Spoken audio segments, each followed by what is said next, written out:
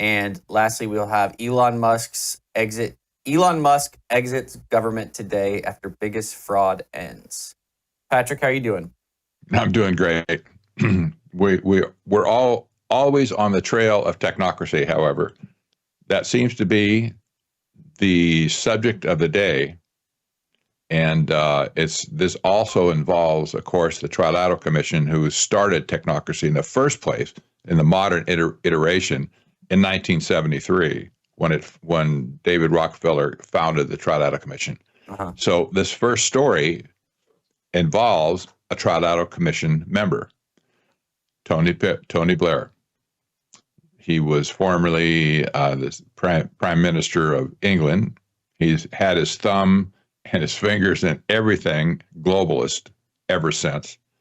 And here he is talking about AI hospitals, AI doctors, AI nurses. What's wrong with Great Britain anyway? It's just, but, well, you have to figure if the Trilateral Commission was the first one to coin this term, the new international economic order, this is technocracy today. Yeah. That's what they started out with in the first place.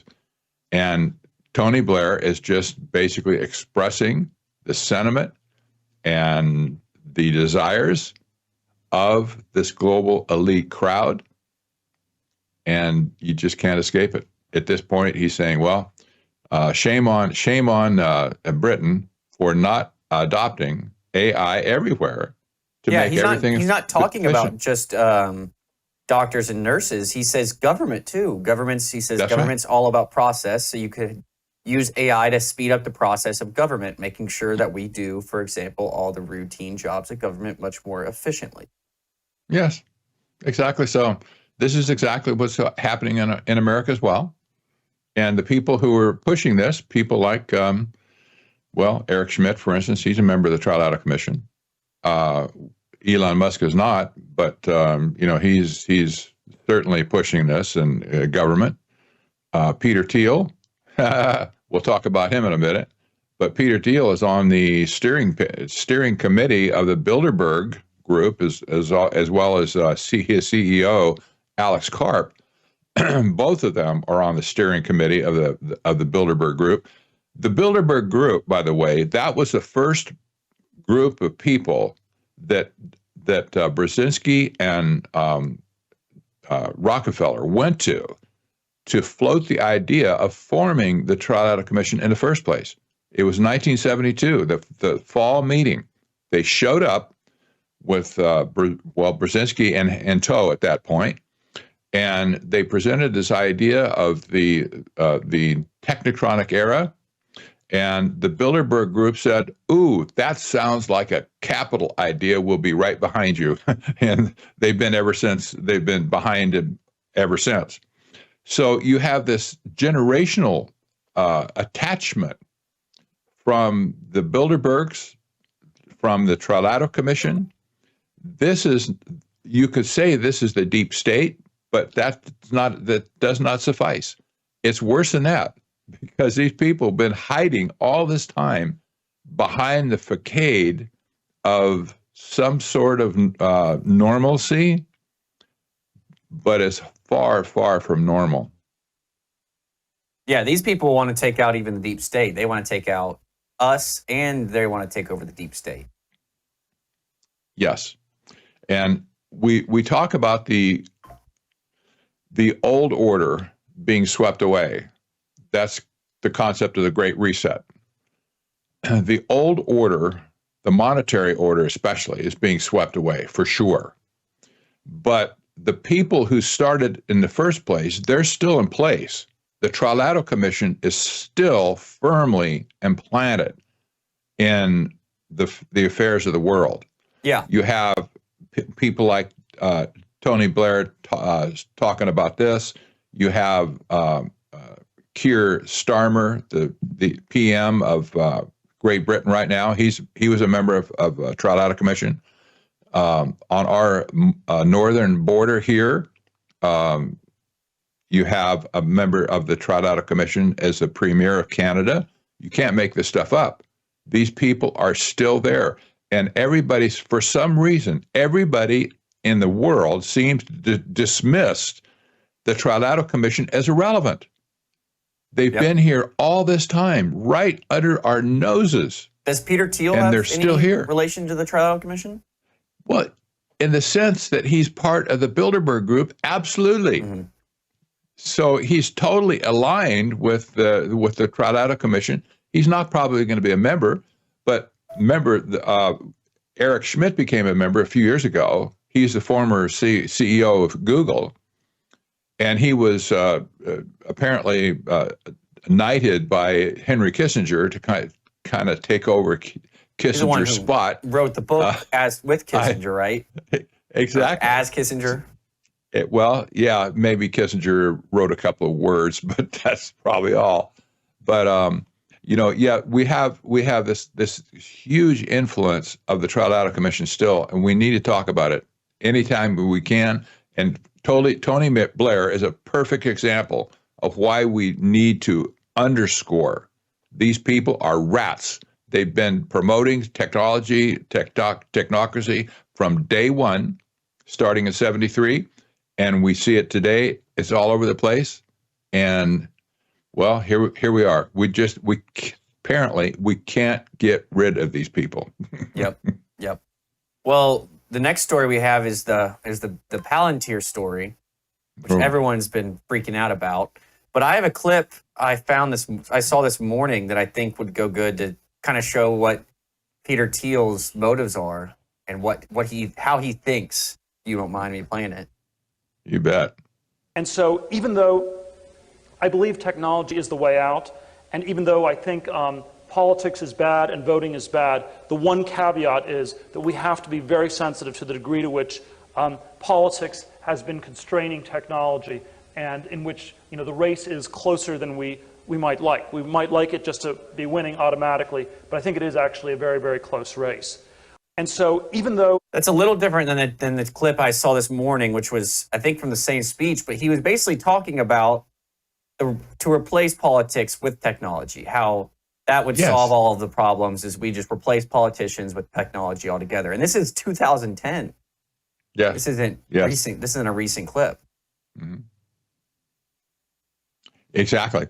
Do you have the other one with Alex Karp? Yep. By the way? Yeah, this is the CEO of Palantir talking about what they did in Europe with their software, which is now being used here.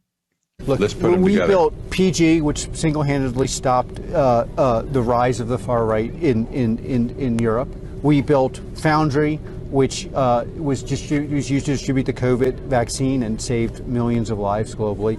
We built what we call multi-constellation, and what's often called the digital kill chain, and they're category-defining products. So when you deliver these products to the market, just honestly, people say this isn't going to exist, this isn't valuable, but then it changes the market. And then the market is the Palantir market. Now, that doesn't mean everyone in the world is going to buy our product, but it means most of the sensible people in the world are going to buy from the category we defined. Look, what we built... You got it. Doesn't mean most people are going to buy their product. No one's going to be buying their product, but the government, everyone's going to be subjected to their product, but they ain't going to be buying it. Well, there's a lot of governments in the world, lots of organizations within those governments as well that would like to have their software.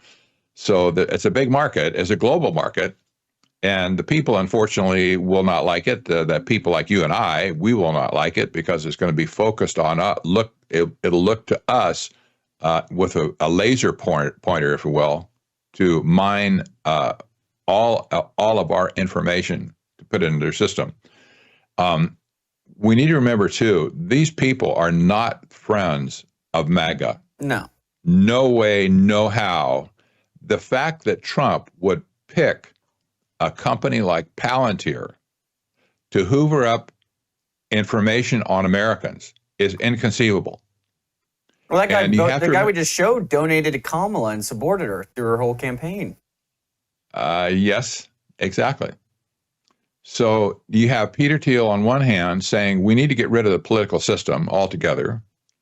He's had endorsed Curtis Yarvin, the crazy philosopher that wants to basically remove our political system and install a monarchy in America.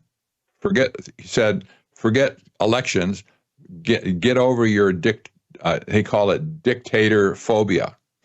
Okay, well, whatever. So, this is a Peter Thiel that nobody wants to talk about. But this guy's a snake, absolute snake. And his company is full of snakes as well. He originally picked the name of this company, by the way, from the Palantir. That was from the Lord of the Rings movie. And the idea there was that the seeing stone, the crystal ball, if you will, that peered into the future or things around the world, that was a Palantir. That was a mystical, wizard-based system in the movie. And that's why he decided to call his company Palantir in the first place. So his company is morphed into Sauron. That was the main character, the evil character in the Lord of the Rings series. And that was the one that everybody was trying to destroy. And it basically destroyed about half of Middle Earth in the process. So this guy is not our friend, period. Wow. Well, we're coming up on a break. We'll come back and keep going with this. Yes, indeed.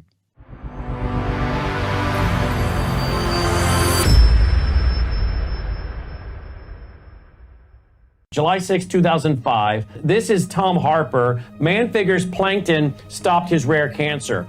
We got more of a response from our viewers than anything else you and I have ever discussed. Tom Harper, 20 years ago, he had mesothelioma, deadly lung cancer, was given weeks to live, and he just intuitively started to eat the phytoplankton out of his fish tanks because he fed the phytoplankton to his shellfish. He was a shellfish farmer. And when he went in for the surgery, the surgeon came out of the operating room and told his family, I have not ever seen anything like it. The cancer is benign, and Tom Harper lived for years. He retired in Hawaii. We're not making any claim. Here he is in his own words. Started on a daily routine of just taking a bit of paste, putting it in my mouth, and wash it down with a drink of water. Within about 10 to 15 days, here I am, less pain in my back. I knew that something was going on, so I just kept eating half a teaspoon of this paste a day.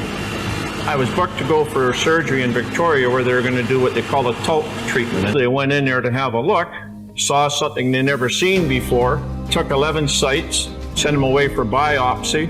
I got the news back. Everything was benign. They just did not know what to make of it. Everything was absolutely clean. And I've tried dieting all my life because I'm a diabetic. If it's a coincidence or not, I don't know. My blood sugar started dropping.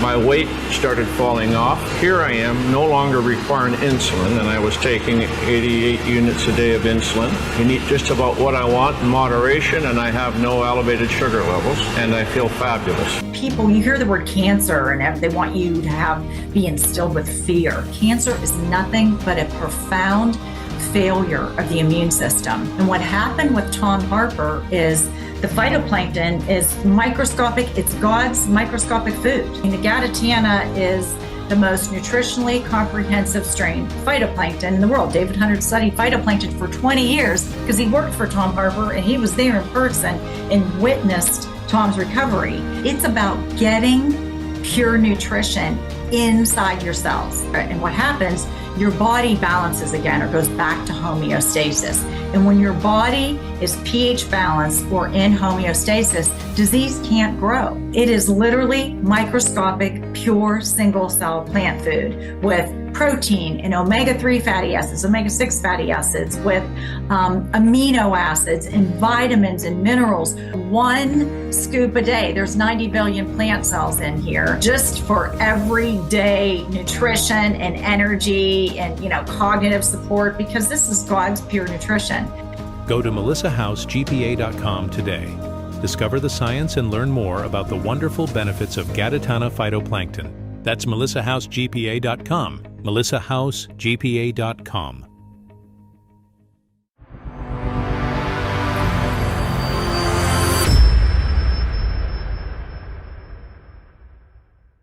that the future that China represents is not a future that is particularly desirable.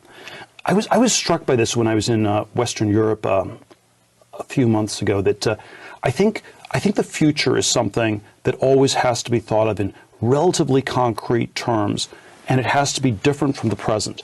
And only something that's different from the present and very concrete can have any sort of charismatic force. And looking at Western Europe, I would say there are basically three plausible futures on offer. Number one is Islamic Sharia law, and if you're a woman, you get to wear a burqa.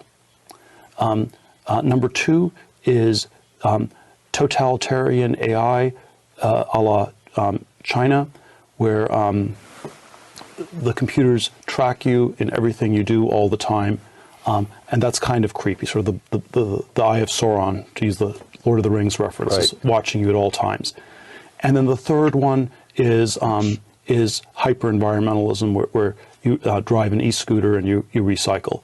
And even though I'm not a radical environmentalist, I think if those are the three choices, you can understand why the Green Movement's winning, because those are the three visions of the future we have. Right. And the challenge on the conservative or libertarian side is to offer something that's a picture of the future that's different from these two very dystopian and one somewhat stagnant one. Okay. Well, it seems like, I don't know when this was taken, but the Green Movement is not winning anymore, I don't think. I think the second option is winning now. Not here. They're not winning here in America right now. Yeah. But they are in Europe. Oh, okay. And he was talking about Europe. Yeah. And also in Saudi Arabia and the Middle East as well, is still alive there. It's not going to go away, but right now it's kind of on park in America. Did you notice the reference he made with the dystopian model of AI coming in like China to Europe? And he dared to use the example from Sauron from Lord of the Rings. Yeah. Which is That's exactly what he said. Palantir. Oh, it's just like Sauron. Sauron's going to have all the visibility of everybody. That's his company, for Pete's sake. That's how he named his company in the first place on Lord of the Rings, based on the Palantir that was the seeing stone into the future. Amazing how audacious he is to gaslight us like this. Yeah, and he's talking up. He's doing exactly what he was saying. Yes. He doesn't want. For Europe at least. Yep. Wow. And if you take all of the stuff that he said and Alex Karp has said about Europe, roll it over on America, because when Peter Thiel attached himself to Trump in the last election, not the former one, 2016, he was setting himself up to be the Lord of the universe at that point. And his company has been attached to Trump ever since. Wow. This is serious stuff. Yeah, and J.D. Vance. He's the one that backed J.D. Vance. Yep, exactly. So he has his claws deep into the establishment right now. And we have to remember, again, I'll say this how many times I've said it already, he, as well as his CEO from Palantir, Alex Karp, they're both members of the Bilderberg Group, and not only just members, but they're on the steering committee. The steering committee is the group that picks the topics that are discussed at the Bilderberg Group when they meet. Wow. This is kind of like the board they don't have a board of directors per se, but that's kind of what this is. Uh-huh. If you can steer the whole discussion, you're big cheese at that point. And that's as he's talking about Europe, another big story that's been, in the news for a while is how in the UK, people have been getting arrested for making a social media post. Police showing up to their door for a social media post, and if I'm not mistaken, that is Palantir's software that's being used to find these people and to monitor Yes. their social media platforms. Yes, yes, you're exactly right. This is called targeting. And targeting can be used for all sorts of purposes, including like enemy combatants on the battlefield. This technology is being used in Ukraine, for instance, to target Russian installations. And it can also be used against individuals and groups of small groups of people to target enemy combatants, not in the sense that they're firing guns, but people that are bucking the narrative. Mm-hmm. So yeah, this is serious stuff. We need to. We obviously we're not going to tell President Trump what to do at this point. He's already made the decision, and at this point, Palantir is already since the inauguration, they've already received at least $1 billion of new contracts from our government. $1 billion. That's a pretty hefty payday, I say. Yeah, yeah. And they already had plenty of contracts as well, but Trump's really been ramping it up with them. Yes, exactly. Wow. You want to move on to this next story real quick? Yeah, let's do it. Next story we have is, trust me, AI friends are not your friends. What is this all about? Well, we've been talking about how AI can serve as a therapy for people, and this is kind of an offshoot of this concept, where young people especially have adopted a chatbot to be a friend, somebody to talk to, not necessarily give therapy, but young people are lonely, and they're looking for friendship whenever they can find it, and AI seems to be a good friend for them, right? Well, according to Mark Zuckerberg, he said that the idea of Americans are in dire need of social connection. He says bots can fill that need. I'm sorry, Mark Zuckerberg, you're full of oops. You're full of it. Well, we learned that through that story of, wasn't there I think it was a young girl in Missouri, or I can't remember where it was, but a young boy. Yeah, who committed suicide after chatting with his AI bot friend for months. Yes. And the bot talked him into doing it, correct? Well, essentially, yes. If it had not been for that bot, he would still be alive today. Yeah. We can say that for sure. So these AI bots are promising social connection for people in the same way, and unfortunately, the same way that social media did. Social media was a train wreck as far as dividing people. Mm-hmm. And AI is doing the same thing, because when a machine can get a human isolated in its own echo chamber, and where human connections disappear, the machine takes over your life at that point. This is the problem. This is exactly what some people are saying. This is going to be the end, or the destruction of a generation again. And this is very, very serious stuff. Yeah, imagine what the kids are going to be like who grow up from birth with this stuff. Yes, exactly. As humans, we need human touch. There's no escaping it. I saw a study where women's tears were taken and put in a dish or whatever, and males were exposed to the smell of the tears, and interestingly, they didn't know what it was. They had a control group that sniffed water, and then the other group that was sniffing the tears. They didn't have a clue what they're sniffing, and of course, tears don't smell, not obviously, but the reaction they had was that testosterone increased in those people who smelled the tears of the women. Okay? Now, I don't want to be weird here. This is not a sexual thing at all.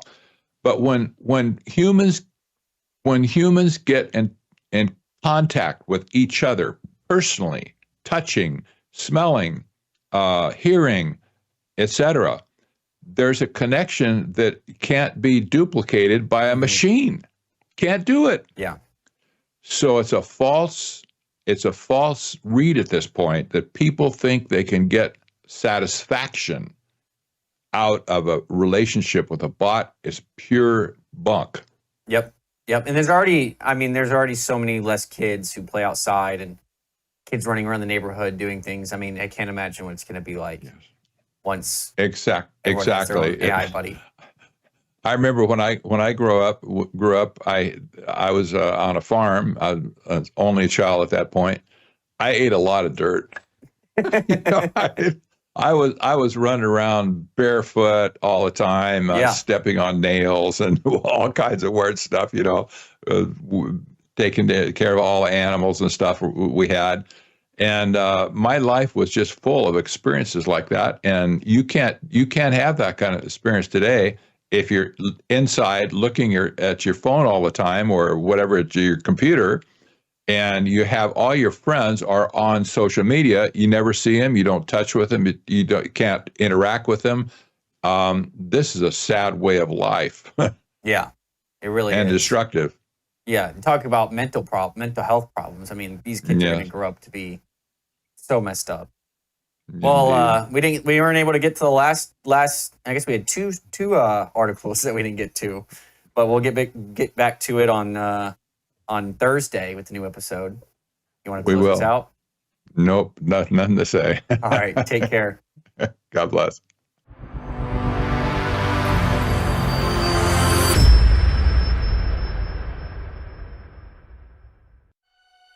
True beauty isn't applied. It's nourished from within. Bella Grace Elixir, a luxurious, scientifically crafted blend designed to restore radiance, vitality, and strength at a cellular level. At the heart of Bella Grace Elixir lies cat's claw, a powerful herb from the Amazon known for its ability to control inflammation and protect collagen. With Verisaw collagen peptides, it goes beyond the surface, stimulating your body's natural collagen production to reduce fine lines, improve skin elasticity, and promote real, visible change. Bella Grace Elixir doesn't stop at collagen. It includes astaxanthin, one of nature's most powerful antioxidants. 6,000 times stronger than vitamin C, astaxanthin protects your skin from harmful UV rays and environmental stress, while locking in hydration and promoting